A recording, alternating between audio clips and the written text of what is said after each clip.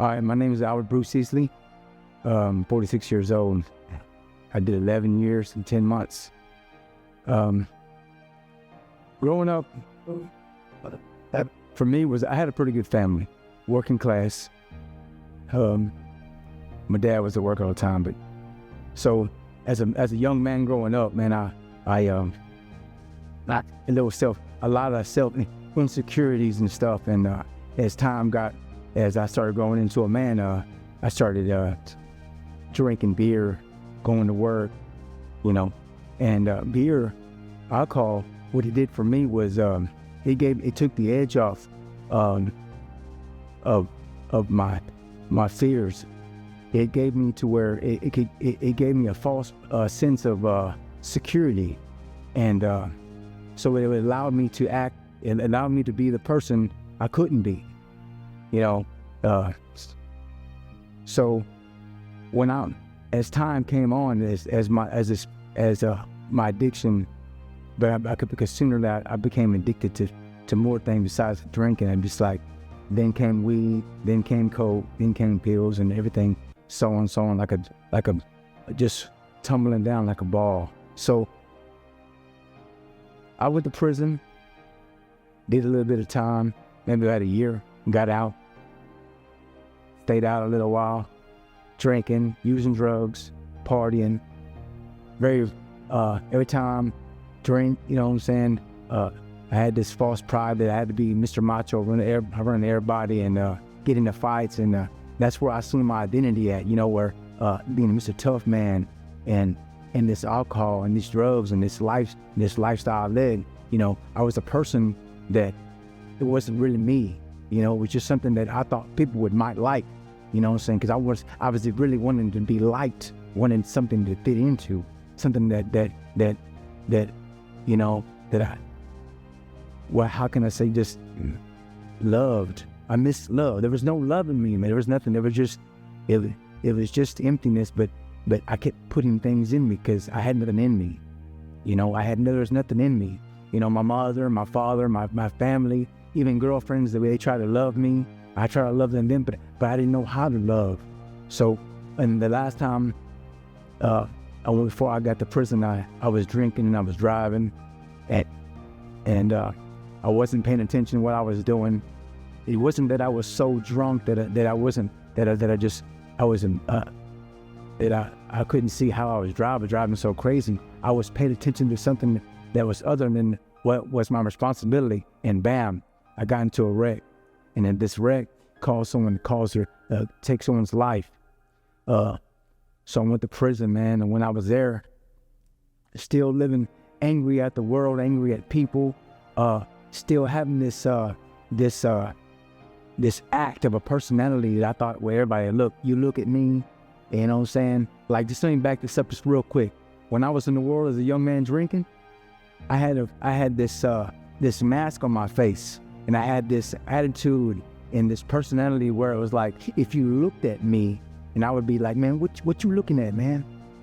Just being hateful to people, because I thought this was this identity that I needed to act out. It was really, there was deep inside of it something there. So when I went to prison with that same kind of attitude, oh, you sure gonna find it over there. So, I struggle with that.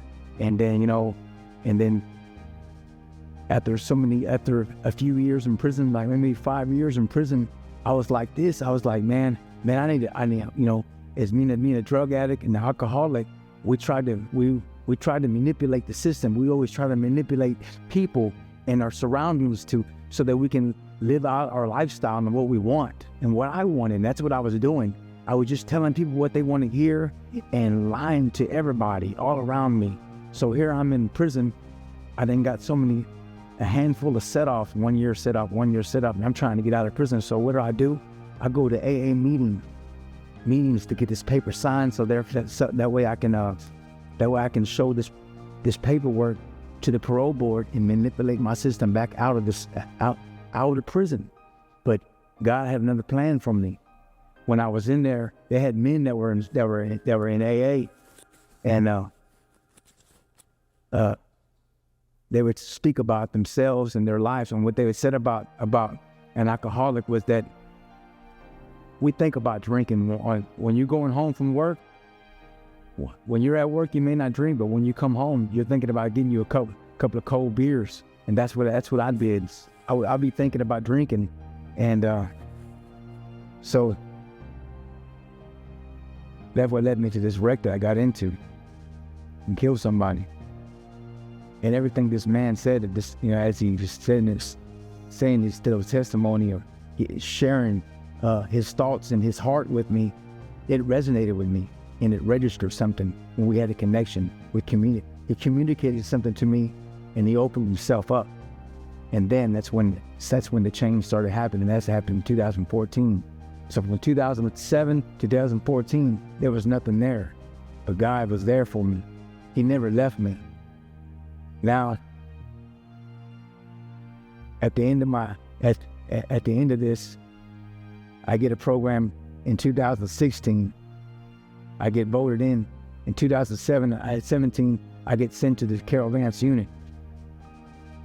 My program started on 2018. My life changed then. It started already changing, but it really made a fair impact, because even though I went to church and I experienced something that was like that I liked, I was like, in other words, I liked the ideal of Christianity and everybody being friendly to me. But I still didn't know God. Because see, at first I was reading all these things what not to do, and to still act like a Christian. But there was nothing really inside me deep down. When people would make me mad, I would still get into a fit of cussing them out or something like that. And I would ask myself, God, I thought I gave myself, I thought I said the prayer, the sinner's prayer, and gave my heart to you. But there was no real change. And then until I started praying and really asking God to change me and change my heart, because I know there's nothing in me. And when I got to the Carol Vance unit and I started hearing all these other preachers preach and other people, I started learning that it was all about a relationship with the Creator. Just like I have a relationship with my mother and my father, I have to interact with Him. And the only way I can do that is to read His Word and find out who that is. And before I got out of the Carol Vance unit, Making Life Changes came down there, and these people from the Seventh-day Adventists, man, they came down there and they shared. We shared Sabbaths together, and we worshipped, and they really, I could see these people did not judge me at all. Now I tell them exactly what I went through and the life I lived as a crack addict and a drunk and a failed man, and they just smiled at me and just loved me, and I can never forget. That's God that's God there. That's godly people, and that made me feel that when I got out of prison, that I wanted to know about this true church of God. And if I could say anything, man, that there's a Seventh-day Adventist everywhere. You just got to find them. They could be in a Catholic church, they could be in a Jehovah's Witness church, they could be anywhere. They're true believers. They shall worship the Father in spirit and in truth. This is my testimony. Amen.